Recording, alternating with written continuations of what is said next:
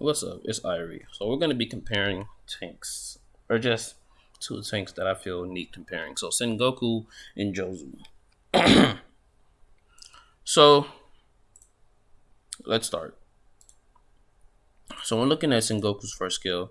Uh, he's attacking targets to mid and rear, deal 128% damage, 50% chance to reduce target attack by 20%. Last two turns. Now that really caught my eye. He's a tank who's gonna reduce the target's attack. Basically, he's gonna attack mid and rear. So what's basically happens is he's gonna attack that DPS and support characters. So he's gonna be attacking a total of, I don't know if it's only, I feel it's gonna be two attack targets. So it might be four, but it might be two. I could be wrong. And we're gonna look at Jozu. Where's that? His first skill: attack our targets, deal 150% damage, 75% chance to reduce target attack by 30%. Last two turns. Now, when we're looking at who has the better first skill, it's obvious. First of all, AoE deals more damage, higher percent chance to reduce targets. So what you're really looking at when you're looking at Jozu, a guaranteed chance to reduce the target's attack by 30%. Now, I don't think this target attack can be stacked. So if you were to looking to put him with like a Mihawk to reduce attacks, I don't really believe it could be stacked. But one thing about this, it lasts two turns, which is great. Uh, on a tank, that's a very good skill, and he's an AOE, dealing more damage than Sengoku.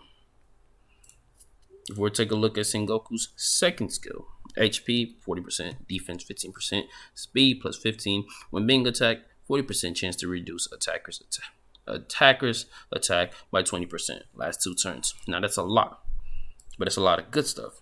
When we're looking at Jozu, defense, HP, damage reduction. Now, if we're comparing to see who has the better passive, if we're looking tank wise, it's Jozu for the simple fact that damage reduction means the damage he's gonna take is gonna be reduced by 20%.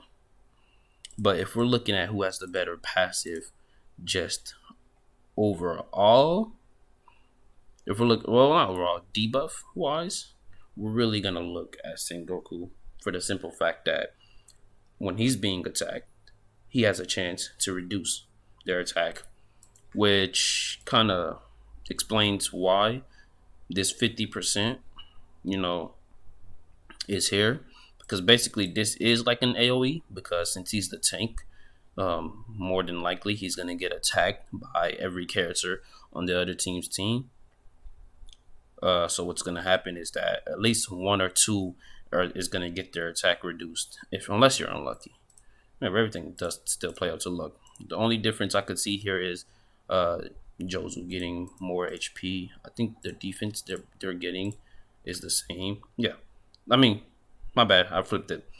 Their HP being the same, but Jozu getting 5% more HP. That's the only difference I could really see in there. The speed on Sengoku, it might not look important right now, but as we get into his next skill, you see why speed will probably be important. Attack target to the front and deal 272% damage. So it's making up for his damage. Pass. Grant an immunity shield to all teammates. Last two turns. So this immunity shield, immune to incoming attacks. So to one though. So that's what you have to take into account. So if I was to get attacked by Zoro and he was to combo, then I wouldn't be immune to that second combo attack. So you have to remember that. DOT, counter attack, or reflection does not count. So somebody like a Rayleigh, if he was to counter attack, wouldn't count. Somebody, I believe Kuma has reflection, that wouldn't count. Damage over time, somebody like an Ace, any character with burn, poison, somebody like a Nell with static, etc., those would not count. So I can't be immune to stuff like that.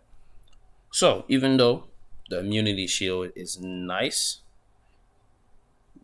which is the damage block, even though the immunity shield is nice, there's too much that can actually hit me. And then the circumstances of the shield lasting only one move. I'm not really a fan of that, but it would be OP if it did have more, like maybe a turn. That would be too OP. But let's go into Jozu's second skill. Uh, Cleanse one debuff from himself. Increase all friendly units' defense by 30%.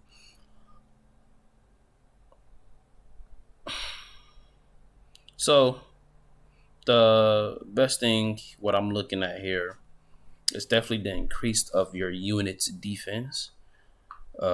Just the fact that your units are going to stay alive this last 3 turns. So if we're looking at the difference from the shield, where the shield's going to last you one attack, where the shield sounds real good, Jozu's defense up to the team, in my opinion, is going to be better. Or in my opinion, it's actually, it makes me feel safer that I'm going to have this. My defense is going to be boosted for 3 rounds. The only thing about this, once again, you have to remember, stuff can be purged and defense can be purged here. So that's definitely something you want to remember in that situation. Final skill. The beginning of each round grants a shield that can take 200% based on attack damage to another friendly unit with lowest HP, highest attack himself. So 3 people, beginning of each round, are going to have a shield that lasts 1 turn. So, but the only thing about this is since it lasts 1 turn, it's going to reactivate each round. Now, it's going to be to Sengoku and 3 other teammates. Shield can take 200% damage. So basically, what really could happen is this shield can be gone in 1 move. If you face somebody that does a lot of damage, maybe they're AoE or they're attacking up to 4 people, the shield would be gone in 1 move. So the shield, it sounds real nice, but the things about most of Sengoku's stuff, the shields and the immunity he's giving, they can be destroyed in 1 attack, which is a downside to it. And then Jozu's final passive. Unit shall share incoming damage with Jozu by 20%. No time limit. Now, excuse me. Basically, what this is saying, I believe it might be able to get purged, but the thing about this is going to last the whole game. No time limit, but let's keep reading. When battle starts, share 20% incoming damage to all teammates till the battle ends. As you can see right there. If friendly unit was being attacked, 35% chance to deal a counterattack to our targets with basic attack. So basically, Jozu's going to have that. Won't activate with other damage sharing skills at the same time. So basically, this skill can't be stacked with other skills that share damage. Just an FYI. So the benefits of having Sengoku is that you're going to be getting those shields and immunity, which is great. But the only thing you have to take into consideration is they can be destroyed in 1 attack, where most of Jozu's are last for a longer duration, 3 rounds. This is basically a guaranteed damage reduction. He's going to have, this is guaranteed damage reduce, attack reduction. I'm sorry. Attack reduction, guaranteed damage reduction, friendly, definitely defense up.